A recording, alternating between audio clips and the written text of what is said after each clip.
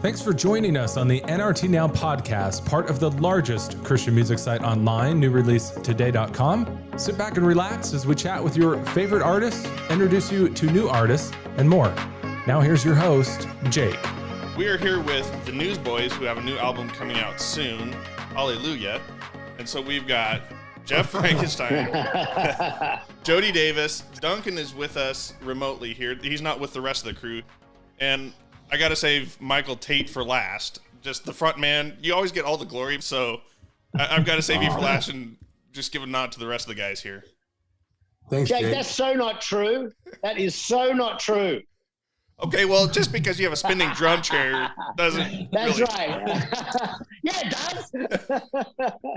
I want to start off with the story of the first time I met you, Tait. It was back in 2011, I want to say. You guys were on the Born Again tour. And that's been a hot minute ago. And Yes, it has. I was volunteering as a usher in the thing, had an all-access pass. We had the radios, all that. It was a good time. During the middle of the concert, you brought it down, and you were talking about Mama and all the lessons that Mama taught, and it was just a really good moment. And then all of a sudden, out of the middle of nowhere, one of our other volunteers just screams into the radio. So that's blasting all across the floor. When a concert's going, you have these things turned up to 10 because you can't hear otherwise. So when you brought it down, now all of a sudden this is blaring across the whole thing. You're trying to minister. You're trying to talk about this heartfelt story. We continue the concert, and it's all done set. Being a DC Talk fan, I had a goal to meet all the members of DC Talk at one point in time. And so I'm trying to see if I could finagle this after the show. And we finally get down. You were just kind of talking around. Talking, hanging out, and you guys kind of gave us a little bit of a grief about the radio going during Mama's time. It's so this is how I'm meeting Michael Tait, him giving me grief about ruining his time with Mama. It's this is not exactly how I remember that night, Jake. You were so annoying, dude. I was like, gosh, that Jake guy is annoying. I was like, hopefully I'm going to see that guy again. That's okay. Usually whenever Tate's trying to break it down and bring it down low, it's usually Duncan's the one who's making all the Really? That's what you made there. Yeah. That's another whole story, though. Oh, man. That's a cool story, Jake. Since I'm leaving a good lasting legacy on you guys here, I think that's a good transition to talking about the legacy of the Newsboys. Yes. Newsboys has been around for 30 years. It's been a group that I grew up listening to. And of course, DC Talk, Tait, you being part of DC Talk, that was an iconic band in the mid-'90s as well, mid to late 90s. It's just so amazing to see how that impact has gone across multiple generations and how it's never wavered. It's never seemed like you're just clinging to the glory of the old days. It's ever moving forward. It's ever evolving. Yes. Yes, Jake. It was just amazing for me to see. I was on the Jesus Freak Cruise in 2019. And That was fun, wasn't it? oh man, it was so much fun. It was a lot of fun. But yeah, so one of the things that I remember from the Newsboy show, there was a kid, he was 10, 11-ish, and he had a box of Captain Crunch. Peter brought him up on stage. The kid's trying to give Peter the box of Captain Crunch. Peter gives him the nod, all that, and he's like, I'm trying to give this to you, man. What do I do with this? And then he gets ushered off stage, still holding the box of Captain Crunch, and the kid was so confused, that poor kid. But just seeing that legacy of this 10-year-old kid, and I'm going to embarrass myself with the song name, but the Breakfast Club? Yeah, breakfast. Yeah, Breakfast. I feel totally terrible because I grew up with that, and I can't even remember the name of the song.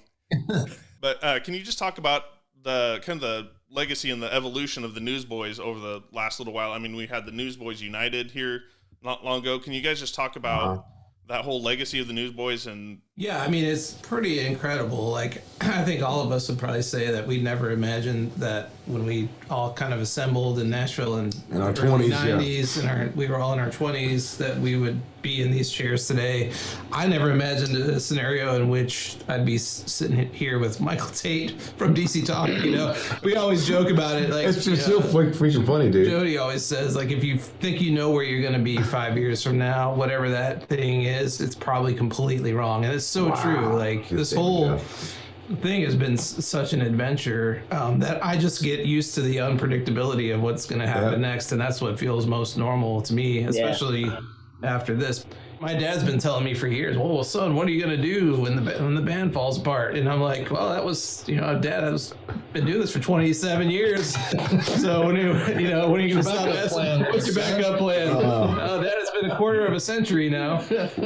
So I think, it's a testament to how, first of all, our relationships are, and I think two ways about what it. you have to have that kind of longevity is respect. You might not get along all the time. You might have your things here and there, but I think the guys in this band, and that extends even to our crew. Yes. There's many people on our crew that have been with us for 20 years or more. And so it's a family situation, and there's a deep love and respect that we have for each other, and an enjoyment of what we do, a love for it that we just love. And, we consider, especially after COVID, I think we'll consider every day on the road from this day forward will be considered a blessing. I'll never look at it, even as tired as we get and as burnt out as you get and as all that as you get, when it's all kind of taken away and then you're sitting at home for almost 2 years, you realize a lot of things, and you learn a lot of things about yourself and about your past and about and I think it's a deep love and respect for each other and music and all those things. And I'll add to that.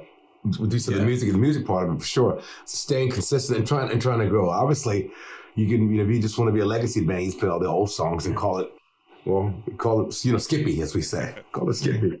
But we love chasing the art. We love being in season, out of season. Like, we're being fresh, being, as they say in London, being trendy.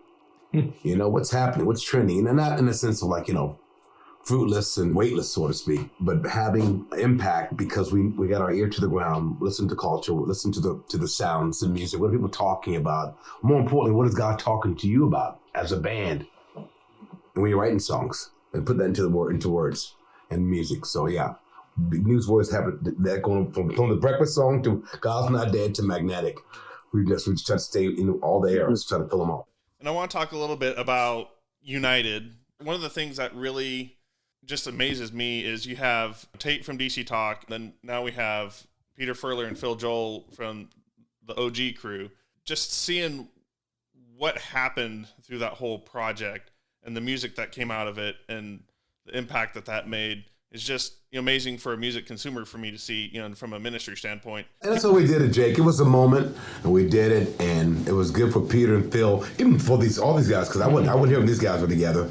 But it's a testament to friendships and to the fact you could have two lead singers in a band and not be chaos and murder. But I think we finished our last show with them about a few weeks ago. 2 weeks ago, A couple of weeks, yeah.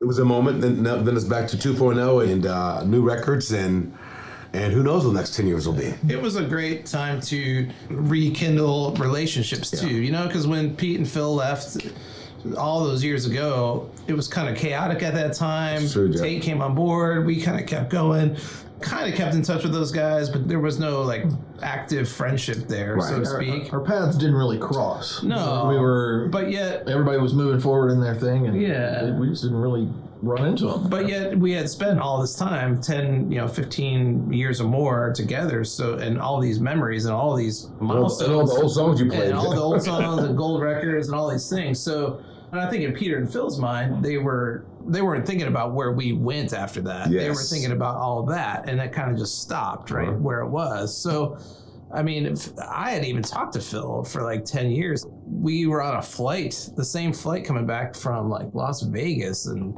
this was before the tour, and Phil was like, "Hey man, you saved me a seat," and we talked for 4 hours and caught up on our lives. So, so if anything, I'm probably most grateful for is just having that friendship again. And Phil and I text, and we're buds again, and we were before. So that's a testament to God, even, to relationships and stay in the course. And that's probably a whole nother podcast. But I'm glad Peter's gone, because I wanted my lead position back again. See you later, Pete. Get out of here. And that's exactly why we introduced you last, Tait. Right there. I know. Thanks, Jake. Duncan, I'd like to hear from you a little bit about just being a part of the OG crew, just what you've seen through the years, and with United coming in and that season. I'd just like to hear a little bit more from your experience. Yeah, well, it was something that we thought that people might want to see. So it was kind of a little risky in some ways, but about 3 years ago, we thought, well, we're actually working on a song, The Cross Has a Final Word, and we needed I think it was a verse or a chorus, I can't remember which one it was. So we sent it down to Pete, because he's a great songwriter. We were struggling on a certain part. We sent it down to Pete. He sent it back a version of it with the scratch vocal, and we thought, man, this sounds great. We really love what you do. Would you want to sing on this song? Long story short, he did. Michael and Pete sounded really good together. But then we thought, we wondered if there's a part of our crew, especially the OG crew, that would want to see Shine, Breakfast, Entertaining Angels, some of those old hits again. So originally we just went out to do a few shows, just to test the waters. The response was incredible. 3 years later, we just did our last one, which obviously was extended from COVID. So we didn't know how long it was gonna last, but we thought it would be a nice moment for that crew. For us too, I think, I never thought I'd get to play Entertaining Angels again, or Shine, or Breakfast. So I think for me it was a real treat, and I think for most of the fans it was a real treat. Saying all that, we knew that there was a beginning and an end, and I think it naturally ran its course. It was a wonderful moment in time, and I think it's one of those things that it was a nod to the fans, to the OG fans. It's like, here we go. We're at this point now. We're going to respect you. We're going to acknowledge our OG fans, and we did that. And I think now it's time to move on. Too late, like with the DC Talk reunion. Now it's too late, but we wanted to do it before it's too late. That's right. Old Frankenstein. Yep. Positive words of encouragement. I mean, I feel like the staple of any Tait interview has to be the DC Talk conversation, and I was going to steer way clear of it. Don't worry, Jeff or Duncan will bring it up. Don't worry. I actually have to leave in a couple minutes, so you can speak bad about me while I go. Exactly. Thank you for doing that for me, Jeff. I really appreciate that. But before we go too much farther, just pulling out that last legacy thread. My kid is a huge fan of Newsboys as well. I almost kind of got in trouble because she didn't know I was doing this right now. And so it's exciting for me to see that legacy. The band that I loved growing up is now one of my daughter's favorite bands. And still you get that all the time. I love it. Yeah. Kind of transitioning into the new album, To Stand, that's coming out shortly, or if you're listening to this after October 1st, then it's already out. So I want to talk a little bit about the legacy moving into Stand. One of the things that strikes me is reading the bio about Stand and just everything that's happened the last year, some of the division, all that kind of stuff. It just really brings me back to the conversation was still happening when I was a kid. I mean, Colored People is a song that stuck with me since I was, 10, 15 years old. And great song. Yeah, absolutely great song. Can you talk a little bit about the heart behind what you guys have seen and put into this song and this album? Well, Stand is a corporate, I think, message from all of us as men, as husbands, as dads, as humans on the planet, as believers. My dad, when I was a kid, my dad would say, son, if you don't stand for something, you'll fall for anything. When I was a kid, I said, what does it even freaking mean? But then I realized, anymore nowadays, you have to choose a side, or a side's going to choose you. And it's a fact. I've been faced with many, like most people. I'm human, like everybody else we're talking to here. You're faced with so much coming at you, inundated from social media, from news, fake or not, from life and the world and all the issues. When the rubber meets the road, and when times get tough, and they will, tougher times are coming to America, to our lives, period. Not trying to scare you, it's just a fact, read Revelations. But when you ask, what do you stand for? What's your Magna Charta? What is your purpose? What is your goal? Well, as believers, we don't have it together, and we are messed up without Christ, and sometimes we're messed up with Christ, but we're going to choose to stand at the foot of the cross because we know We are needy. We know we're in need of a Savior. We know our God's not dead. We believe it, and the vertical must happen before life can be lived on the horizontal. And so we've seen just so much happen over the last year. I mean, just with the political, the racial, all the discussion about COVID. Yeah. It just seems unfathomable of what we've just been overloaded with. And it just seems like it has been an overload this year. Yeah. That's so true. I've noticed it in my own life where sometimes I'm overloaded with news or COVID news or whatever is going on. I don't even think about the things I used to think about that I enjoyed. I mean, for example, like I'm really into hockey in the NHL. Like I don't even know what's going on. I've just been thinking like there's so much going on in the world. It's kind of overshadowed the things that we enjoy.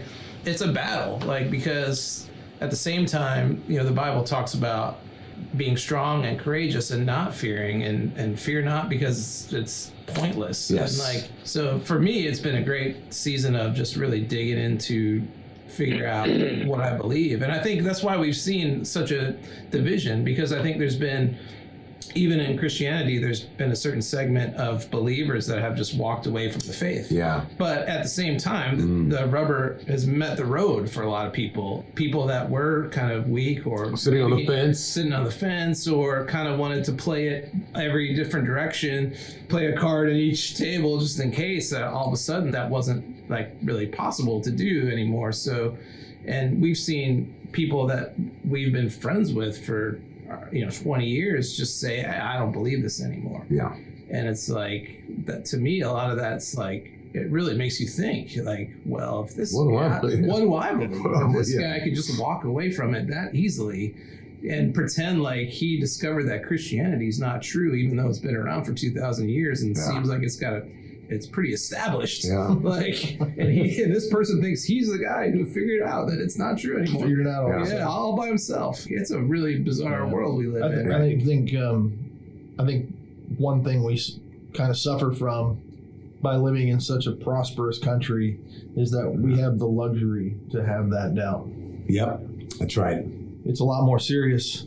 You think about Christians in Afghanistan right now and other places in the world, even in Russia, different places, China. For sure. I mean, you talk about rubber meeting the road. It's life or death in a physical way, in those countries. Yeah. Back to Stan, that really tests your faith and tests your resolve, because the first lyric says, who will I be when trouble comes calling for me? Because trouble's coming after you. Life, trouble, struggle, the storm, the seasons, as we say in Christendom. Yeah. Where are you going to stand? Mike Tyson says, everybody has a plan until they get hit. Mm-hmm. It's true. I love it. It's so true. It's like you get that first nut, you go, oh gosh, wait, and everything changes. Yeah. Where do you stand? And reading some of the bio from this album as well, one of the things that really just jumped out to me was we have this real huge conversation around diversity right now in our country. Yeah. Like I said, I think we have for a while, and it's been a continuing conversation. But one of the things that struck me is, with the diversity is it's not just necessarily, black or white thing. There's the diversity of just different cultures and different people. Like I said, you've been talking about that for a while, back since Colored People, Tait. Can you talk a little bit more about your heart for that diversity and for that unity? Oh man, that's one of my biggest things in life. That's the platform I believe God has put me on and I stand on with my brothers. I call it living integration, because the beauty of our race is found in the very diversity, the thing that people are threatened by because someone's different than they are.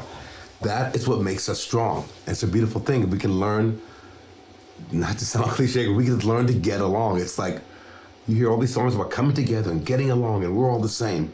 But until we believe it and live it out, we're going to have to do more than just say it unless when we do it. It's just that simple.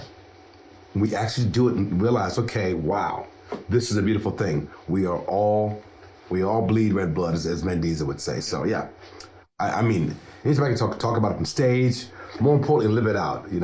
Duncan and I are super close. When people see us together, and let's say they have a struggle with, another race or culture, they see that, they go, well, these guys can get along, we can. It almost feels stupid and dumb and ignorant to be talking about it in 2021. It makes me so dang mad, because it's like, get over it, guys.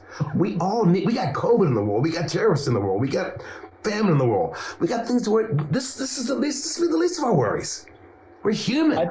The human race. I think too, Michael, getting back to what Jeff was saying, I think the media has a lot to do with the perception of who we are as a nation. And we shouldn't get along because we're different. Well, look, divided we fall, united we stand. So if they can keep us divided, they can keep us controlled in a sense. You know what I mean? It gives them an axe to grind. But I think the country is a lot closer together than what the perception of the media tells it is. No question. Because I think especially pockets, you know.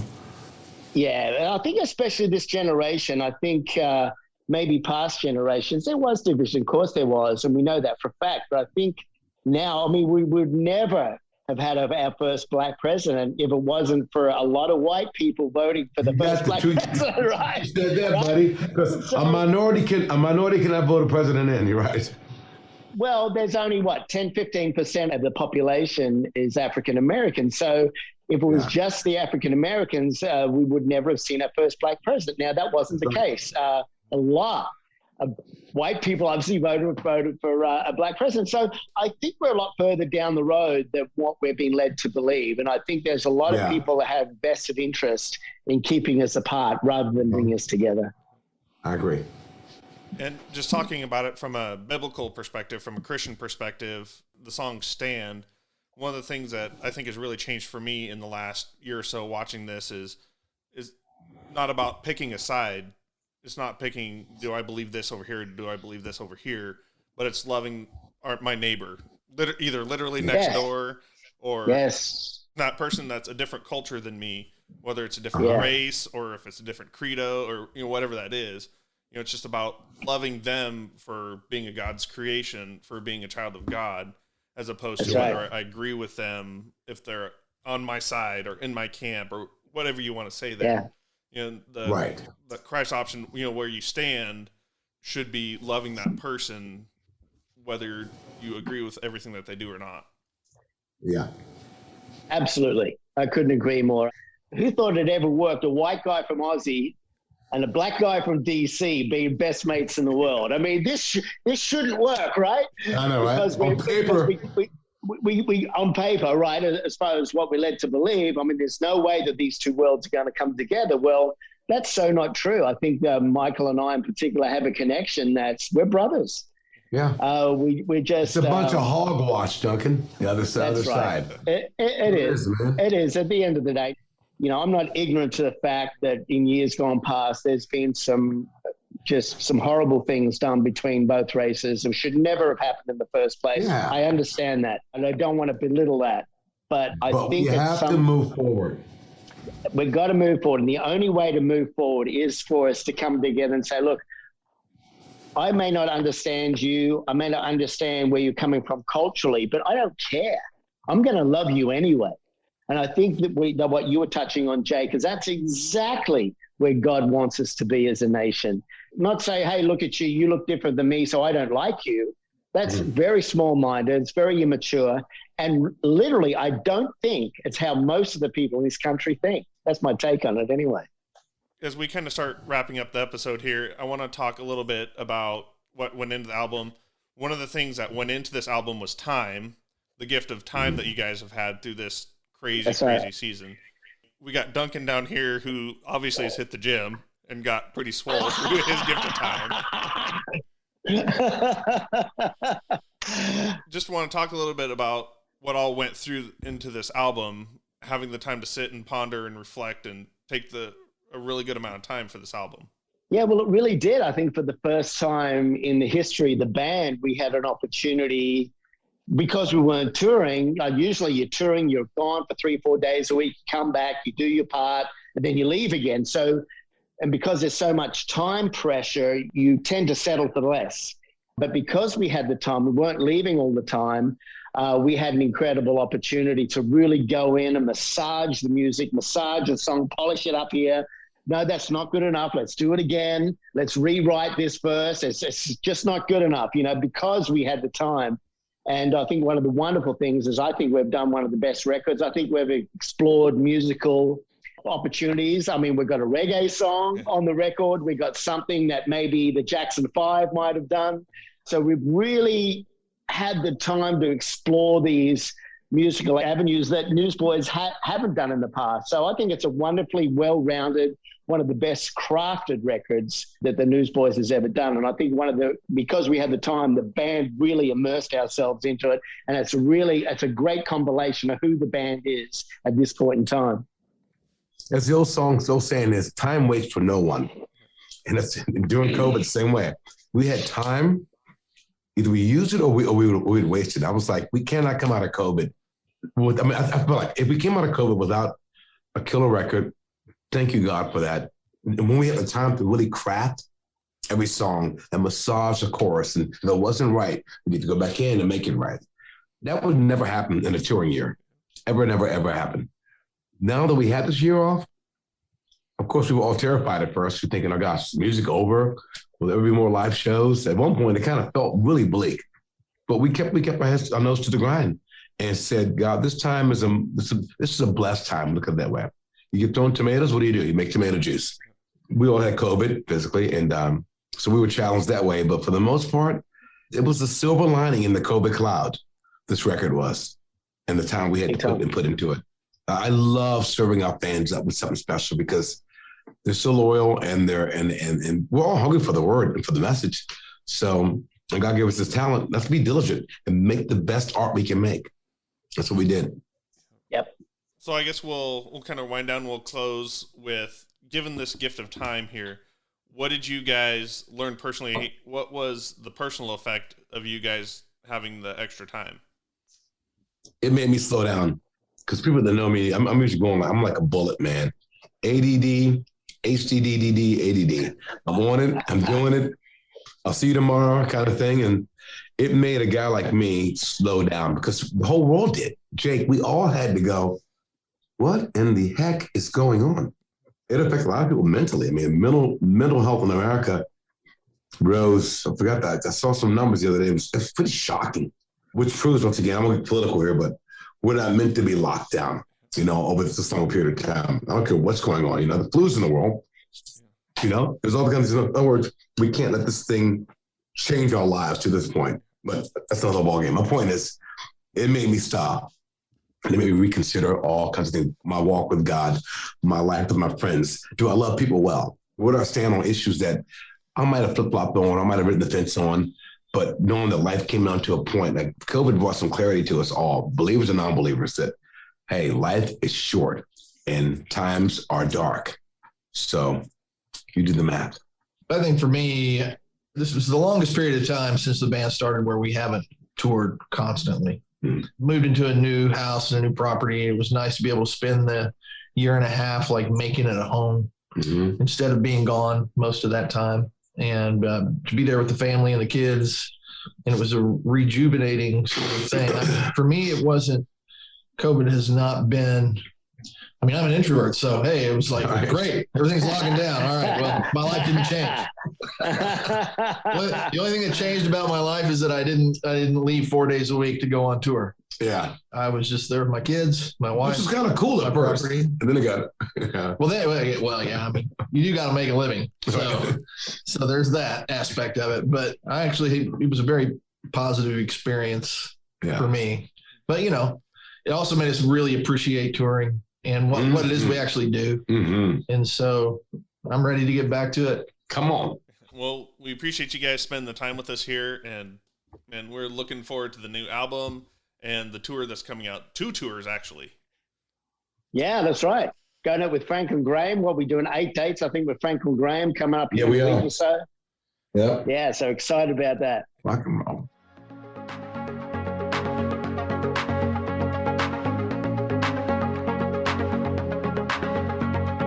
Thanks for hanging out with us for this episode of the NRT Now podcast. Be sure to subscribe on Spotify, Apple Podcasts, Stitcher, or wherever you listen to podcasts. And special thanks to Neon Feather for providing our theme music.